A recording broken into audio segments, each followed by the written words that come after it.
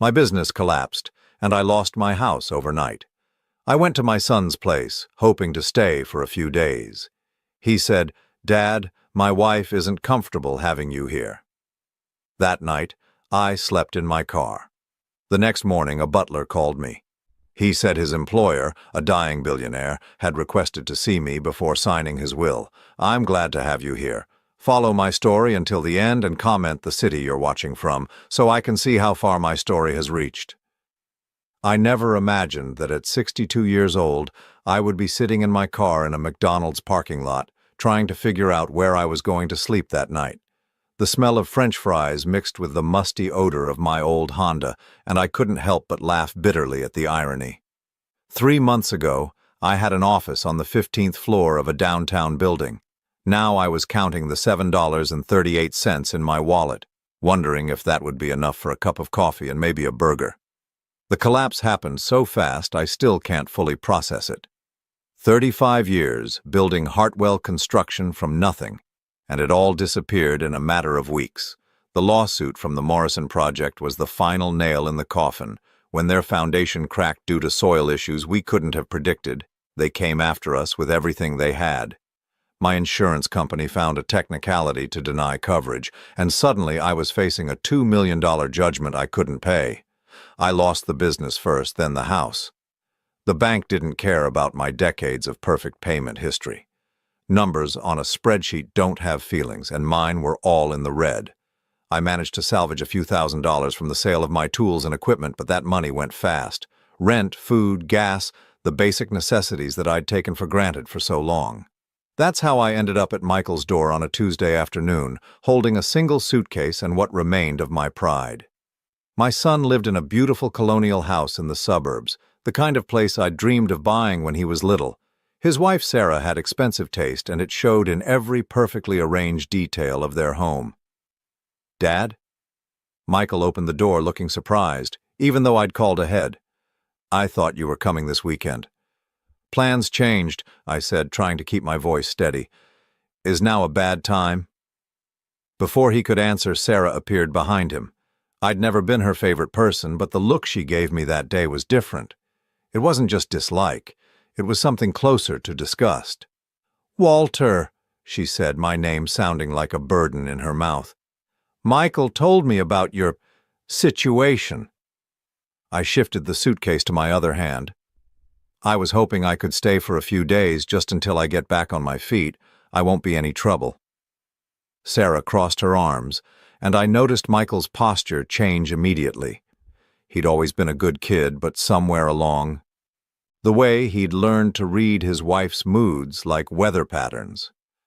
"The thing is," Sarah continued, her voice taking on that particular tone women use when they're about to deliver bad news wrapped in false concern, "we have the Hendersons coming to stay this weekend, and you know how small our guest room is." I looked at Michael, waiting for him to say something, anything. We both knew the Hendersons lived 20 minutes away and had never stayed overnight in their lives. "Maybe there's a motel nearby," Michael said finally, not meeting my eyes. "Something temporary until you figure things out." Standing there on their doorstep, I felt something break inside me that had nothing to do with money or houses. This was my son, the boy I'd taught to ride a bike, helped with homework, cheered for at every baseball game, the man I'd put through college even when it meant taking on extra debt. "I see," I said quietly. Sarah's expression softened just enough to look sympathetic. "It's not that we don't want to help, Walter. It's just that this is such a difficult time for everyone. Michael's been so stressed about work, and I'm dealing with my mother's health issues. We barely have the emotional bandwidth to handle our own problems." Emotional bandwidth. I wondered when caring for family became something that required bandwidth, like an internet connection. "Of course," I said. "I understand." But I didn't understand. I didn't understand how the same woman who'd called me every time she needed help, moving furniture or wanted someone to watch their dog during vacation trips, could suddenly find me too much of a burden for a few nights on their couch. "There's a Hampton Inn about 10 miles from here," Michael said, finally looking at me directly. "It's not too expensive." $95 a night. I'd checked their website on my phone before coming over. 3 nights would wipe out most of what I had left. That sounds perfect, I lied. Sarah brightened immediately, the way people do when an uncomfortable situation resolves itself in their favor. And once you're settled somewhere permanent, we'd love to have you over for dinner. Maybe next month? Next month. When the inconvenience of my presence would be limited to a few hours and a home-cooked meal. I hugged Michael goodbye, and for a moment he held on a little longer than usual. I thought maybe he was going to change his mind, invite me in, tell Sarah that his father needed help, and that was that. Instead, he patted my back and said, "Take care of yourself, Dad." Walking back to my car, I heard their front door close with a soft click that sounded final. I sat in their driveway for a few minutes, watching their house. The lawn was perfectly manicured, the flower beds arranged with magazine precision. Through the living room window, I could see Sarah moving around, probably already forgetting I'd been there. The Hampton Inn was full. So was the Holiday Inn Express, and the 2 budget motels I tried after that. Apparently, there was some kind of conference in town, and every room was booked. By 8 o'clock, I was parked behind a 24-hour diner, trying to figure out how to sleep in a Honda Civic without looking like a homeless person. The irony wasn't lost on me. I'd spent my entire career building homes for other people, and now I couldn't find a place to sleep. That's when my phone rang. The number on my phone wasn't one I recognized. After the day I'd had, part of me wanted to let it go to voicemail, but desperation makes you answer calls you might otherwise ignore. Walter Hartwell? The voice was formal, precise, with just a hint of an accent I couldn't place. Speaking. My name is Edmund Blackwood. I'm calling on behalf of my employer, Mr. Harrison Blackwell. He would very much like to meet with you tomorrow morning if you're available. I shifted in the driver's seat, trying to get comfortable against the Honda's worn upholstery. I'm sorry, who? Harrison Blackwell, Edmund repeated patiently. He's requested a meeting with you at 10 o'clock tomorrow morning. It's quite urgent, I'm afraid. The name meant nothing to me. In 35 years of construction work, you meet a lot of people, but Harrison Blackwell wasn't ringing any bells. I think you might have the wrong Walter Hartwell, I said. I don't know anyone by that name. There was a pause, then the sound of papers rustling. Walter James Hartwell, born March 15, 1962, previously owner of Hartwell Construction? My stomach tightened. How do you know about my business? Mr. Blackwell has been quite specific about wanting to meet with you. He's not in the best of health, and time is rather precious. I looked around the empty parking lot. A few hours ago, I'd been turned away by my own son. Now a complete stranger was asking for a meeting like I was someone important. What does he want? I'm afraid I can't discuss the details over the phone, but I can tell you that Mr. Blackwell is prepared to compensate you for your time. Would $500 be sufficient for a 1-hour meeting? $500. More than I'd seen in weeks. I thought about my $7.38, about sleeping in my car, about the look on Sarah's face when she'd suggested a motel. Where? The Blackwell estate. I can send you the address. Shall we say 10 o'clock? I'll be there. After hanging up, I sat staring at my phone screen. The whole conversation felt surreal, like something that happened to other people. Rich strangers didn't just call up failed contractors and offer them money for meetings. But then again, a week ago, I wouldn't have believed I'd be sleeping in my car either. The address came through a few minutes later, 37 Elm Ridge Drive.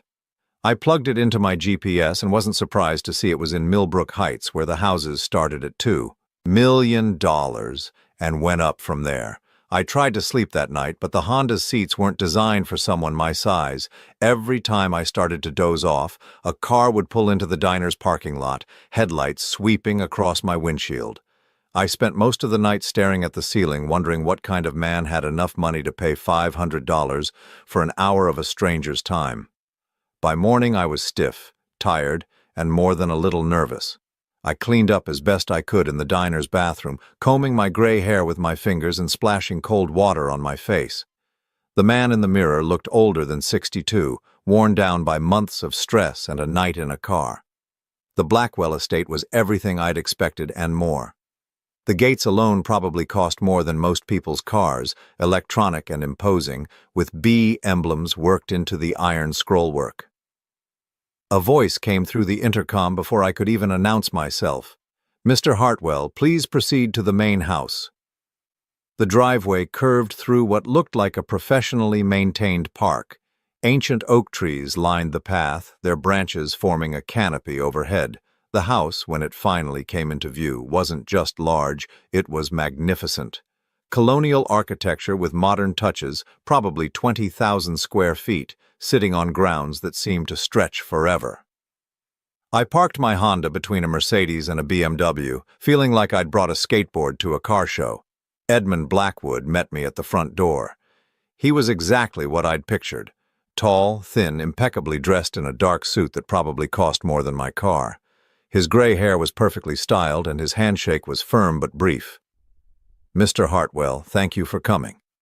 Mr. Blackwell is waiting for you in his study." He led me through rooms that belonged in a museum. Persian rugs covered hardwood floors that gleamed like mirrors.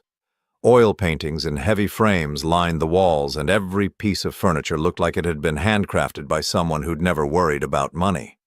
The study was smaller than the other rooms, but somehow more impressive. Floor-to-ceiling bookshelves filled with leather-bound volumes, a massive mahogany desk, and windows that looked out over gardens that probably required a full-time staff. Harrison Blackwell sat behind the desk in a wheelchair, and I could see immediately that Edmund hadn't been exaggerating about his health. He was thin to the point of frailty, his skin pale and papery. But his eyes were sharp, alert, studying me with an intensity that made me uncomfortable. "Walter Hartwell," he said, his voice stronger than his appearance suggested. "Please sit down."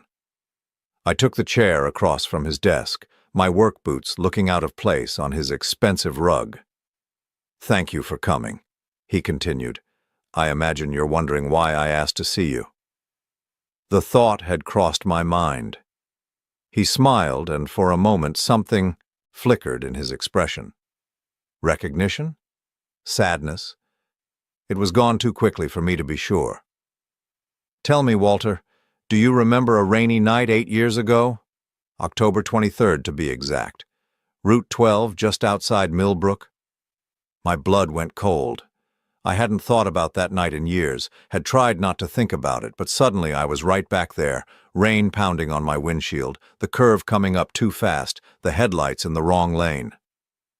"How do you know about that?" Harrison Blackwell leaned forward in his wheelchair, his pale hands folded on the desk. "Because, Walter, I was in the other car."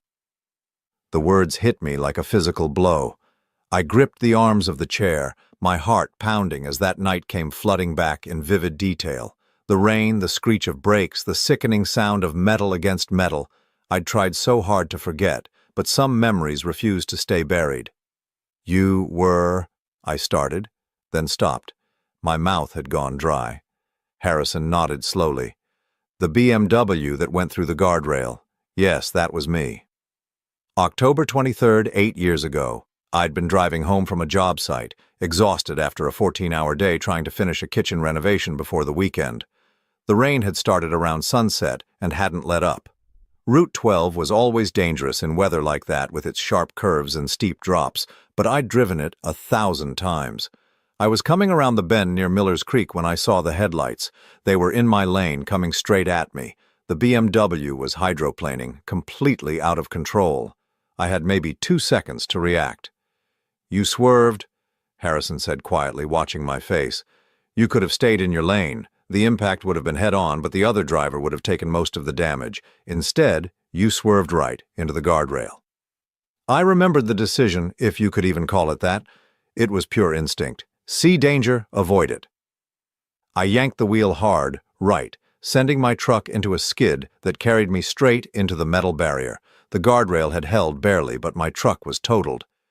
"You went through the rail," I said, the memory becoming clearer. "Down into the creek." 20 feet down, Harrison confirmed. "The car landed upside down in 3 feet of water. The impact knocked me unconscious." I closed my eyes, seeing it again. After my truck had come to a stop, I'd sat there for a moment, dazed, checking to see if anything was broken. That's when I'd heard the splash from below, seen the headlights pointing up through the rain. You climbed down, Harrison continued. The embankment was muddy, steep. You fell at least twice, I'm told. By the time you reached my car, it was filling with water. The details were coming back now, sharp and clear. The BMW had been crumpled like a tin can, driver's side down in the creek. Water was pouring in through the broken windows. I'd waded in, soaking myself to the waist in freezing October water. The door was jammed, I said softly. You broke the passenger window with a rock, cut your hands doing it. Then you pulled me out through the opening. I remembered that part vividly. Harrison had been unconscious, a dead weight, blood running from a gash on his forehead. Getting him through that window and up the embankment had been one of the hardest things I'd ever done physically. By the time I'd dragged him to the road, my back was screaming and my hands were torn up from the broken glass. The ambulance came, Harrison said. You rode with me to the hospital, stayed until my wife arrived. The doctors said if I'd been in that water for another few minutes. He didn't finish the sentence. He didn't need to. You saved my life, Walter. I shifted uncomfortably in the chair. Anyone would have done the same thing. Harrison's laugh was bitter. Would they?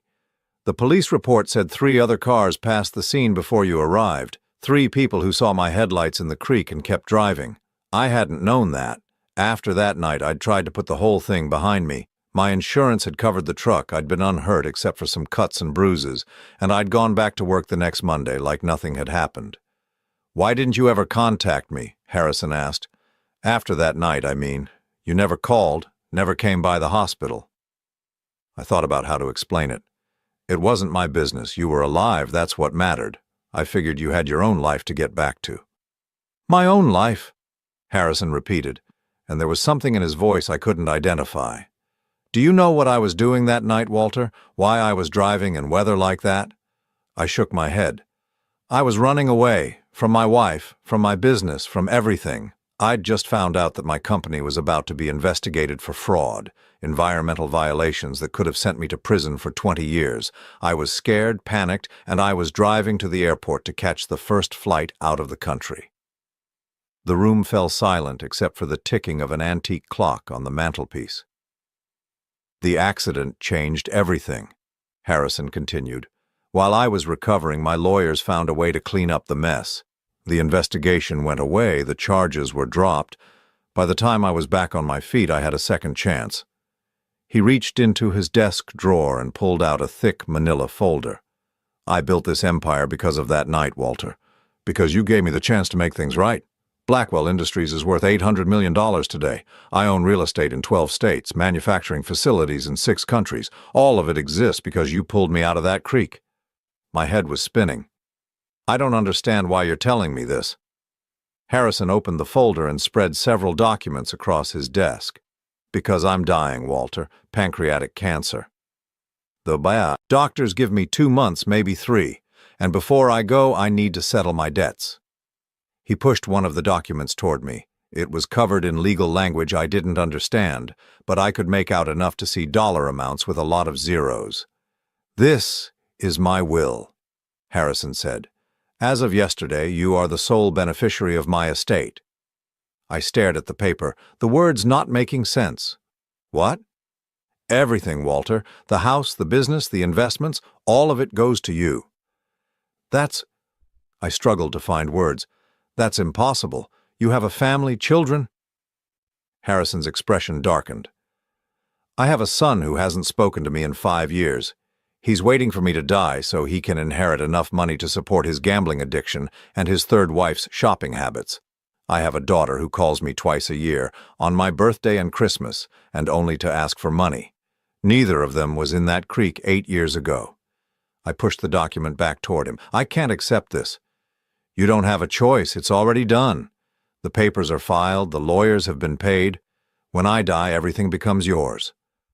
But why? I mean, I appreciate the gesture, but what happened that night, it was just human decency. It doesn't deserve this. Harrison leaned back in his wheelchair, studying me with those sharp eyes.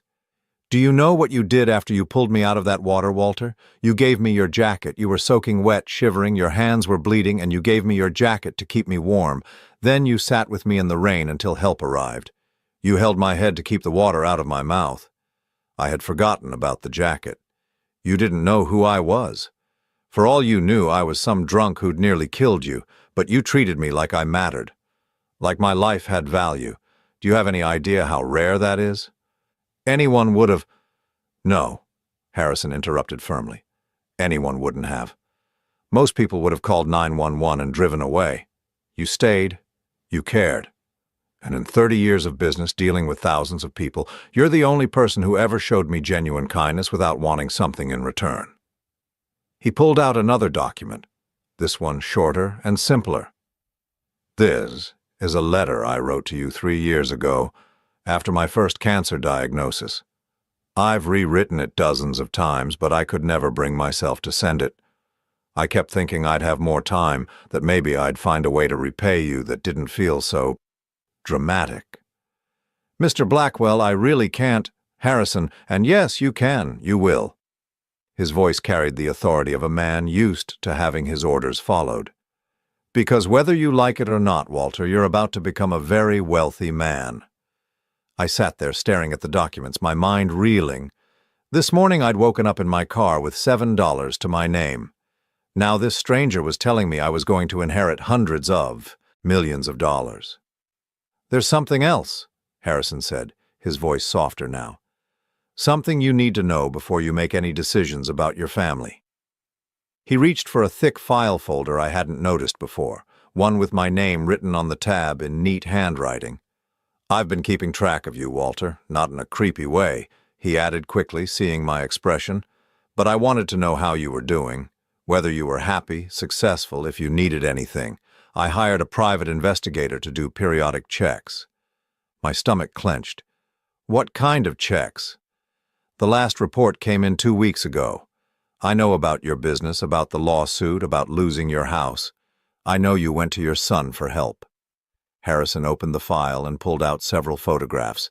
They were surveillance shots taken with a long lens.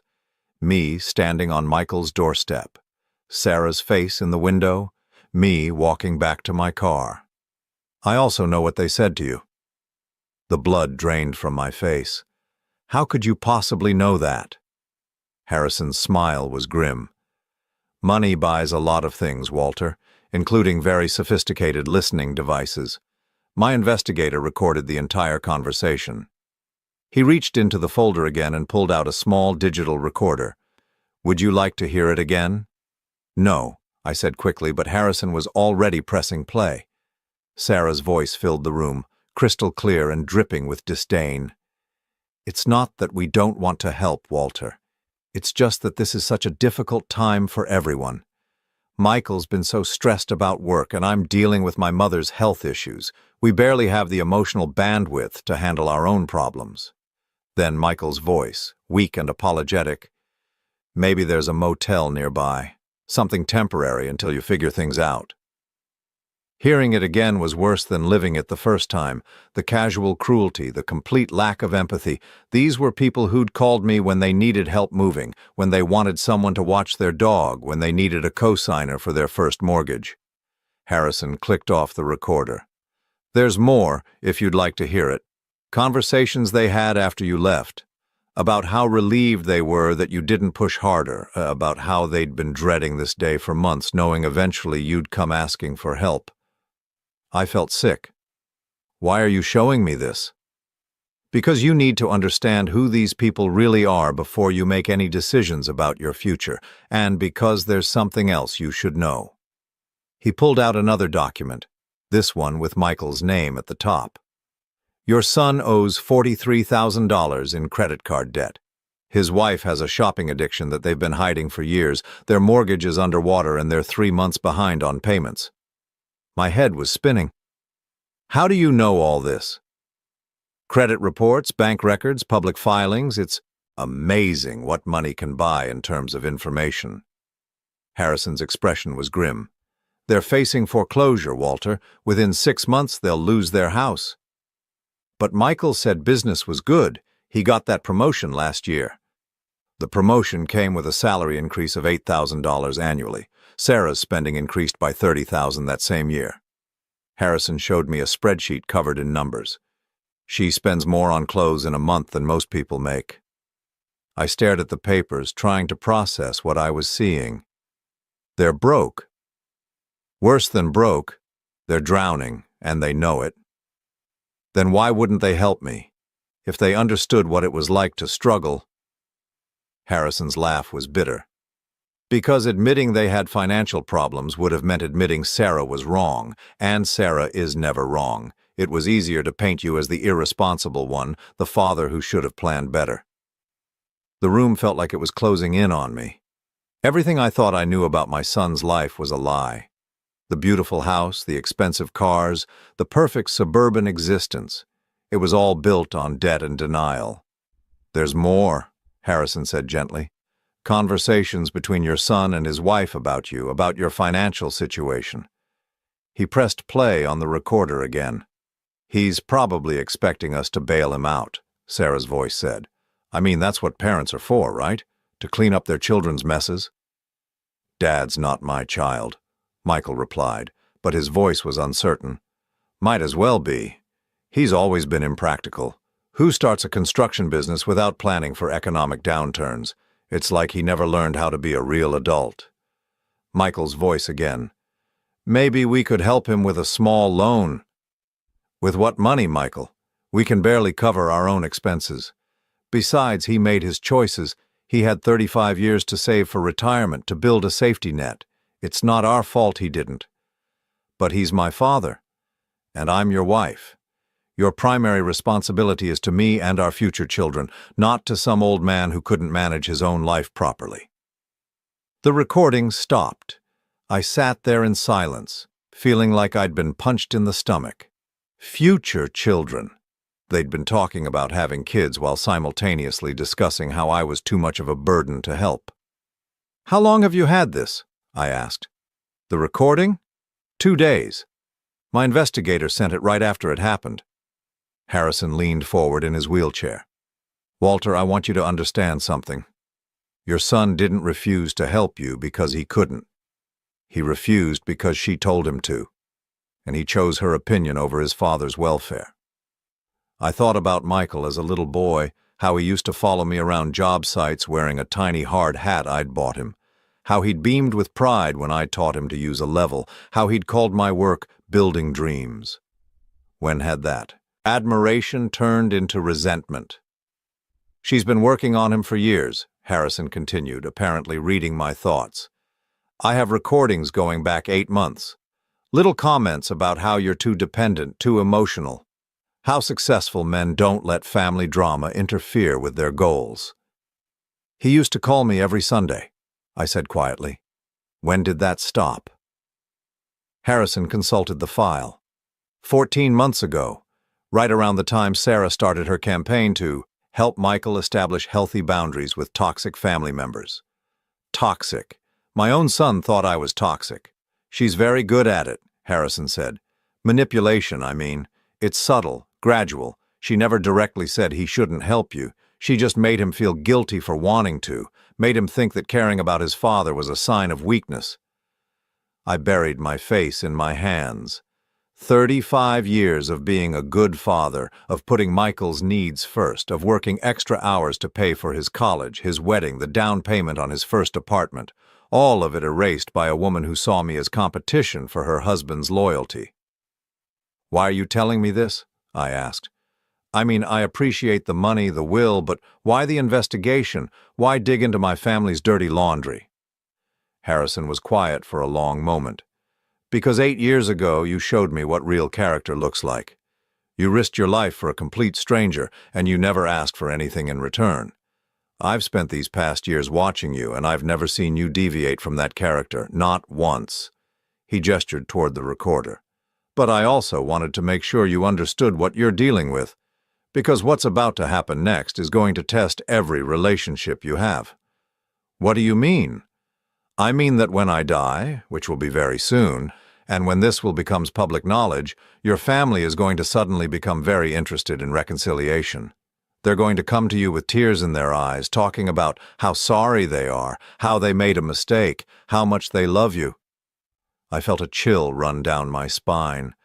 Sarah will probably even suggest that her behavior was caused by stress, by worry about Michael's job security. She'll make herself the victim of circumstances beyond her control, and Michael will stand there nodding, believing every word. You think they'll try to get the money? I don't think it, Walter. I know it. Because I've seen this before. Money changes everything, and everyone around you will suddenly remember how much they care. Harrison pulled out one more document. This one sealed in an envelope with my name on it. This is a letter I want you to read after I'm gone.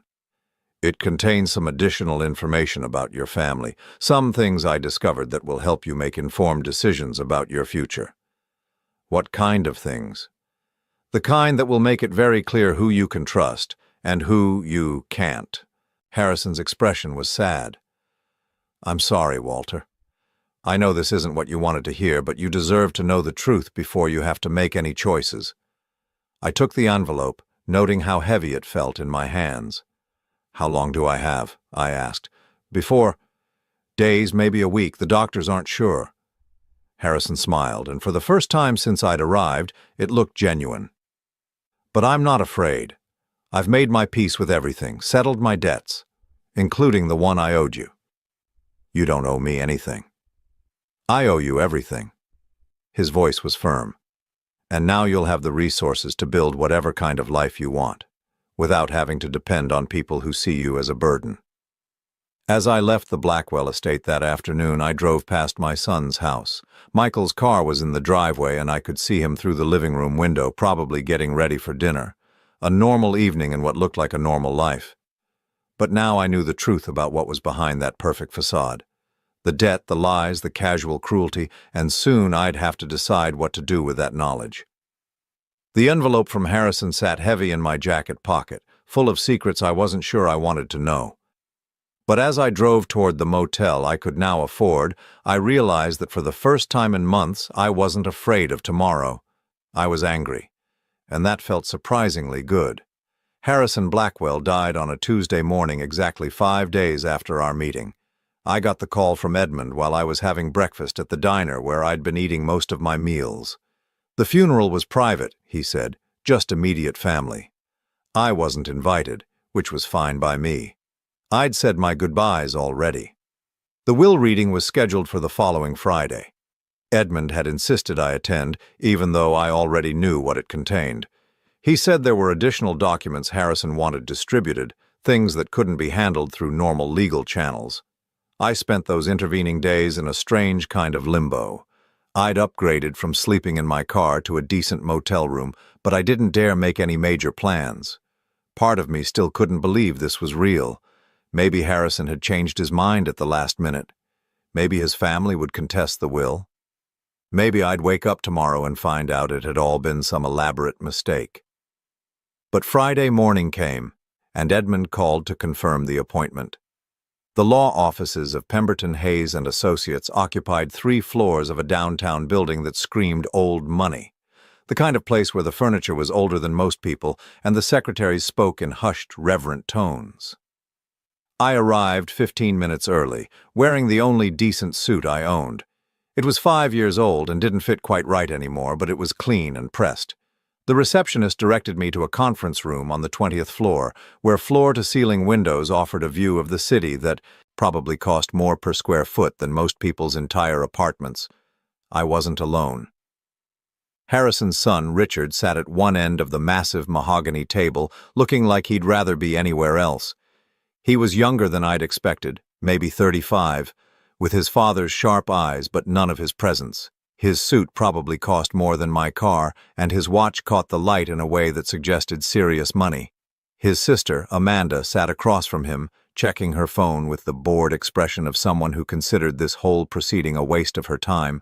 She was beautiful in the way that money makes possible: perfect hair, perfect makeup, clothes that fit like they'd been made specifically for her body. Neither of them acknowledged my presence when I walked in. The lawyer, James Pemberton, was exactly what central casting would have ordered for this role.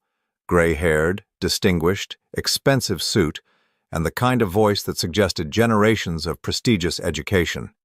He spread several folders across the table and cleared his throat. "We're here today for the reading of the last will and testament of Harrison Maxwell Blackwell," he began, his tone formal and impersonal. "As you all know, Mr. Blackwell made some significant changes to his estate planning in the weeks before his death." Richard leaned forward. "How significant?" Pemberton consulted his notes. "The previous will, dated 3 years ago, left the bulk of the estate divided equally between his 2 children. The new will, executed 2 weeks ago, supersedes that document entirely." Amanda looked up from her phone for the first time. "What do you mean, supersedes?"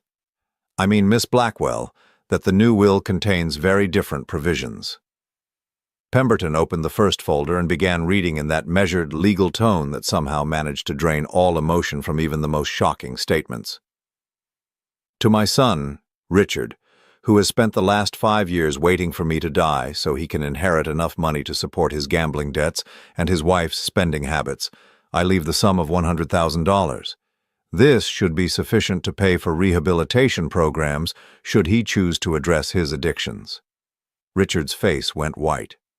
"What the hell is this?" Pemberton continued reading without pause. "To my daughter, Amanda, who has called me exactly 16 times in the past 5 years, each time to request money for various personal expenditures, I leave the sum of $100,000. Perhaps this will purchase enough designer handbags to fill the emptiness that material possessions clearly haven't filled so far." Amanda shot to her feet. "This is insane. He can't do this." "I assure you, Miss Blackwell, your father was of sound mind when he executed this document. There are medical evaluations to confirm his mental competency." "Then who gets everything else?" Richard demanded. Pemberton turned to me. "The remainder of Mr. Harrison Blackwell's estate, valued at approximately $786 million, including all business interests, real property, investments, and personal effects, is left to Walter James Hartwell." The silence that followed was so complete I could hear the air conditioning humming through the vents. Richard and Amanda both stared at me like I'd just materialized out of thin air. "Who the hell is Walter Hartwell?" Amanda finally asked. Pemberton consulted his notes again. "According to the documentation provided by your father, Mr. Hartwell saved his life 8 years ago in an automobile accident. The will specifically states that Mr. Hartwell is the only person who ever showed me genuine kindness without expecting anything in return." Richard's chair scraped against the floor as he pushed back from the table. "This is insane. Our father leaves nearly $800 million to some random stranger because of a car accident." "Not random," I said quietly. It was the first time I'd spoken since entering the room. "I pulled your father out of a creek after his car went through a guardrail.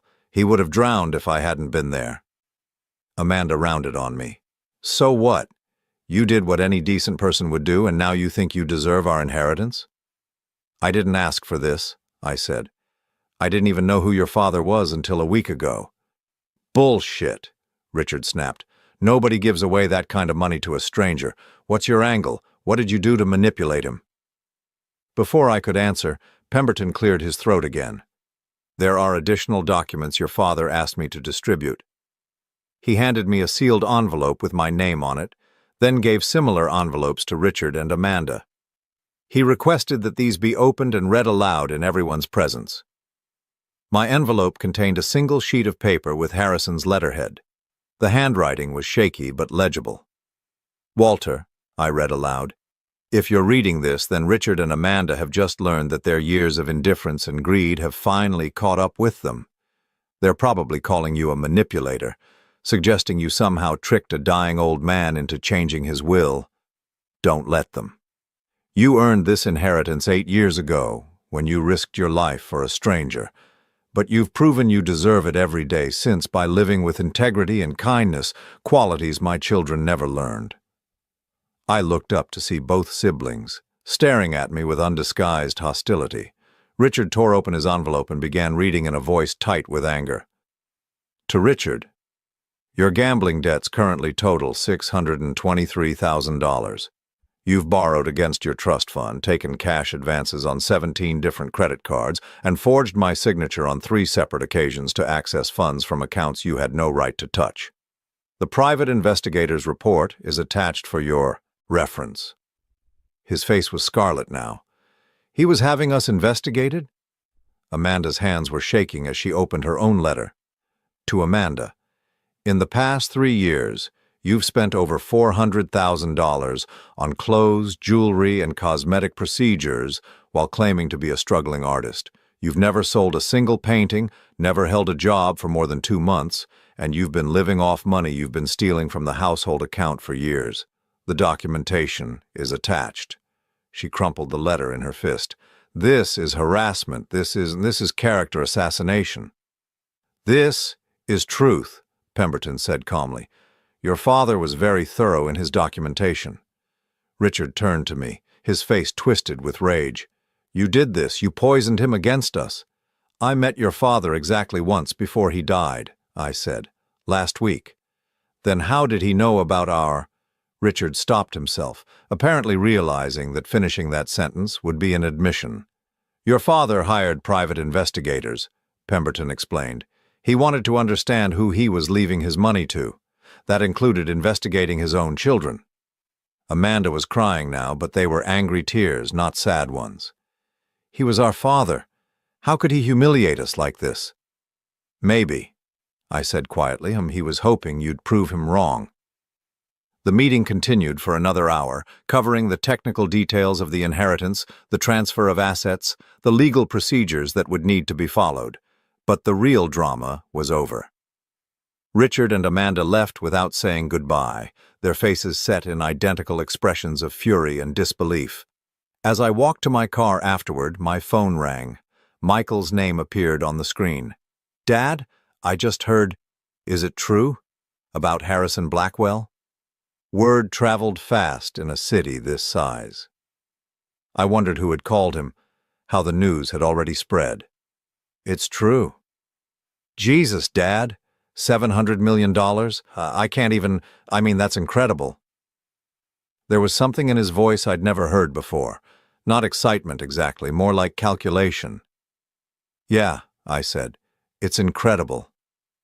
Listen, Sarah and I were talking and we feel terrible about the other day. We were stressed, overwhelmed, and we said some things we didn't mean. We'd love to have you over for dinner tomorrow night. To celebrate and to apologize. I sat in my car outside the law office, looking up at the building where I'd just inherited more money than I could spend in 10 lifetimes. 24 hours ago, these same people had told me they didn't have the emotional bandwidth to help their homeless father. Now they wanted to celebrate. That's very generous, I said. Let me think about it. Of course, take your time. We'll be here whenever you're ready. After hanging up, I drove to the cemetery where my wife was buried. Margaret had been gone for 12 years now, cancer taking her just 2 years before, the accident that had changed everything.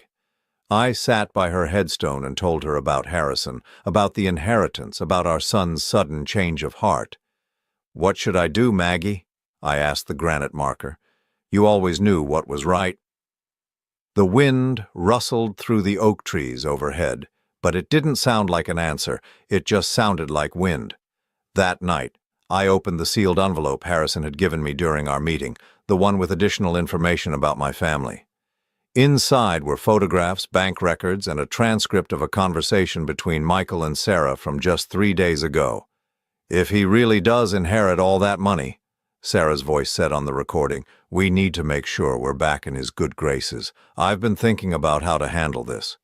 Handle what? The reconciliation. We can't just pretend nothing happened. We need a story that explains our behavior without making us look bad. What kind of story? We were protecting him.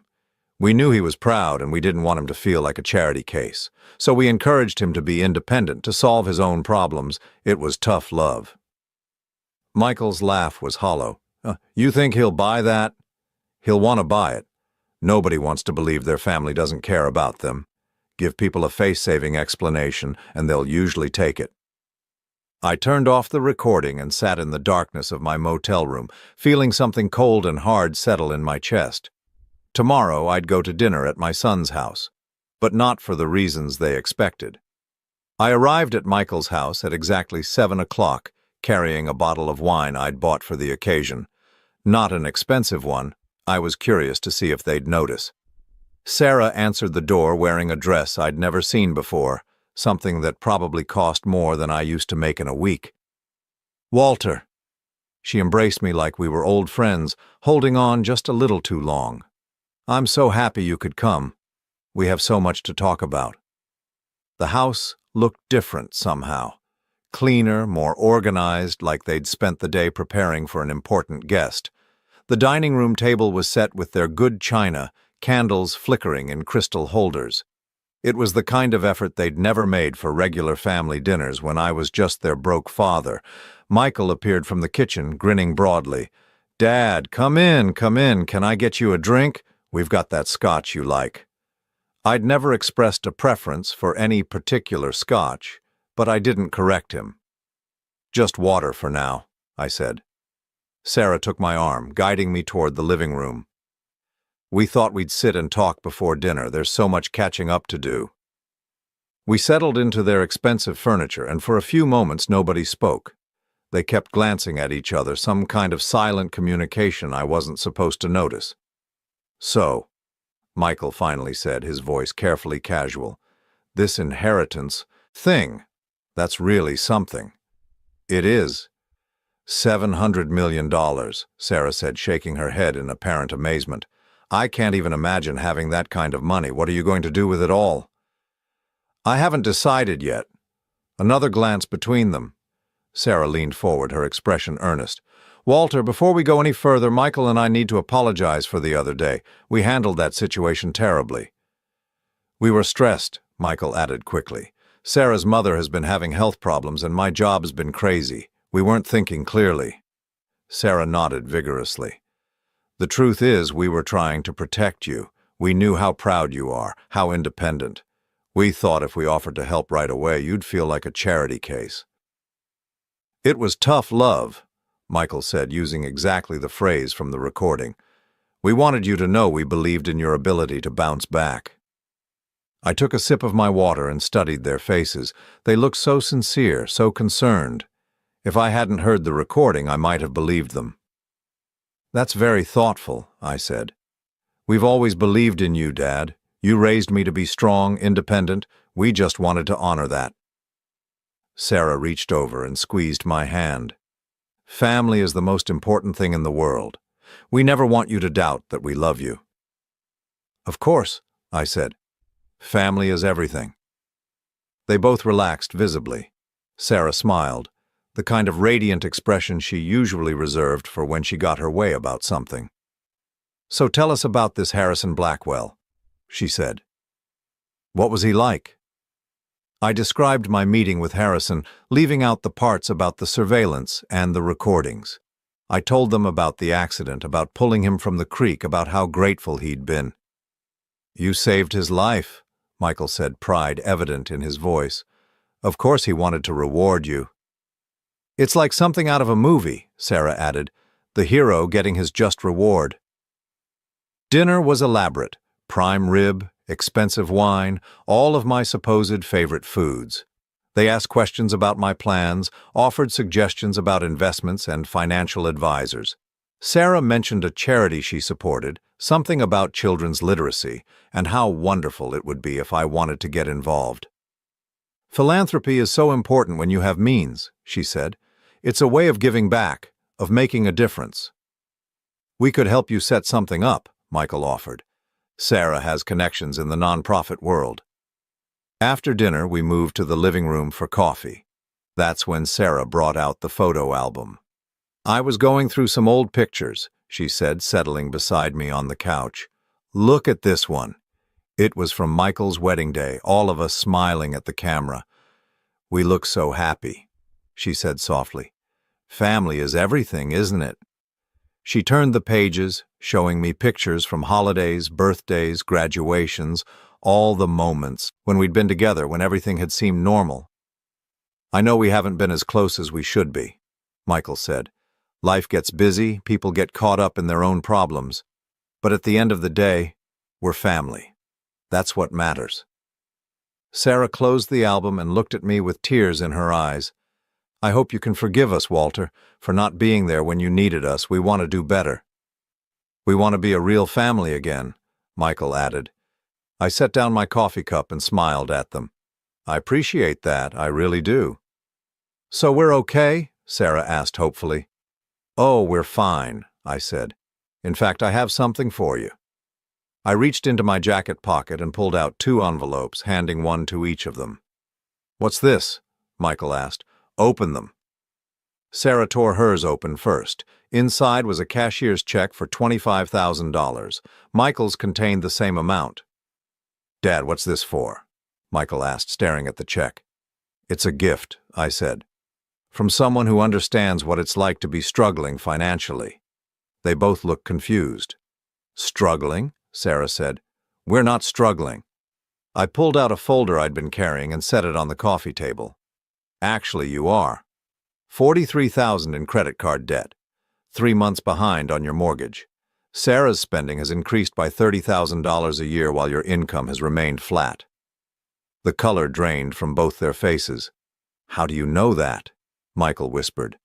"The same way I know about the conversation you had 3 days ago, planning how to handle my reconciliation. The same way I know you told your wife I was too much of a burden to help because you barely had the emotional bandwidth for your own problems."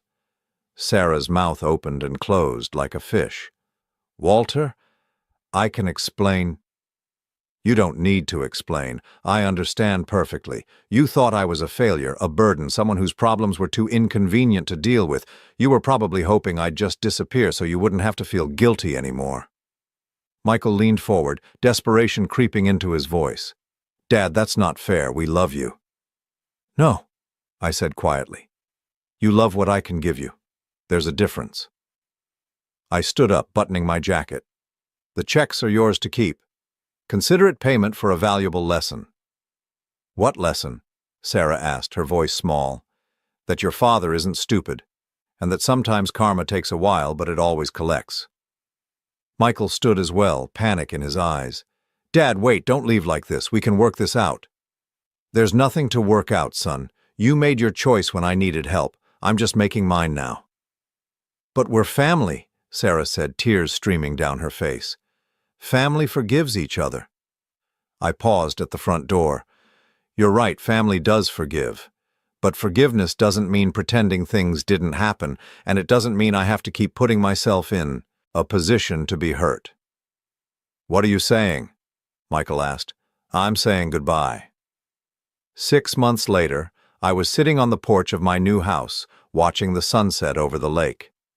It wasn't a mansion like Harrison's place, but it was mine. Paid for with cash, no mortgage, no debt, no one who could take it away from me. The inheritance had been finalized without contest.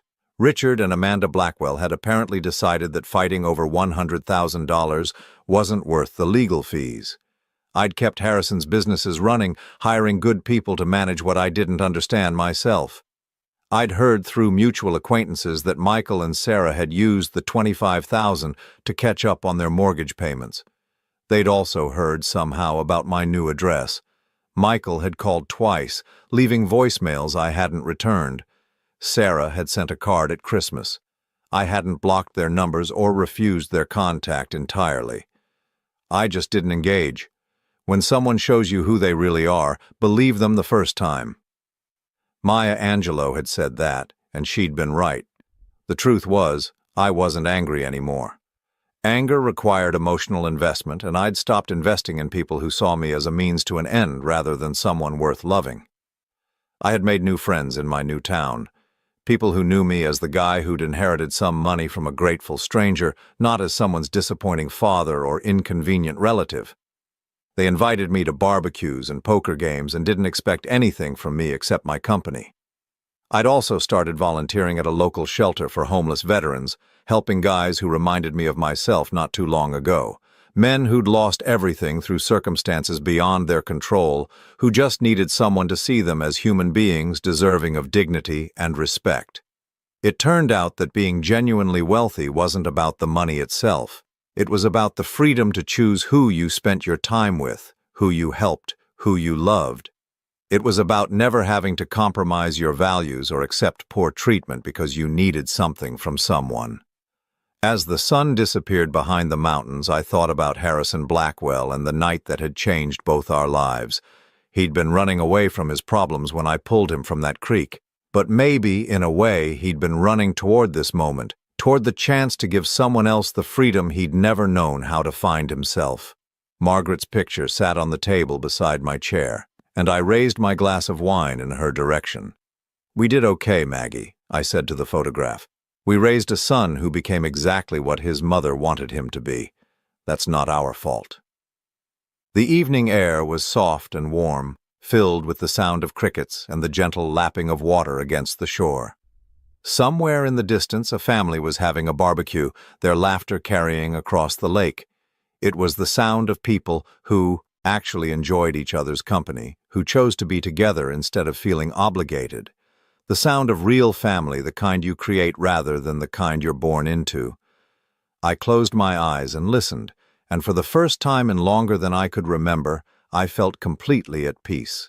Did you enjoy my story? What a journey it has been. I truly wonder, what would you have done if you were in my shoes? Would you have chosen silence to keep the peace, or would you have done what I did to reclaim your dignity? Let's meet in the comments below. I'm so curious to hear your thoughts. I'm reading every single one. Which city are you listening from tonight? If my story resonated with you, you can support me and help me bring more stories like this to the world by sending a super thanks. Your sweet support means the world to me and allows me to continue this journey with all of you. On the screen now, you can see 2 new life stories that I highly recommend you watch next. There are so many more on my channel, each with its own lessons and triumphs. Don't forget to subscribe and click the notification bell so you never miss a new chapter. Thank you for being here with me. Until the next story, with love and respect.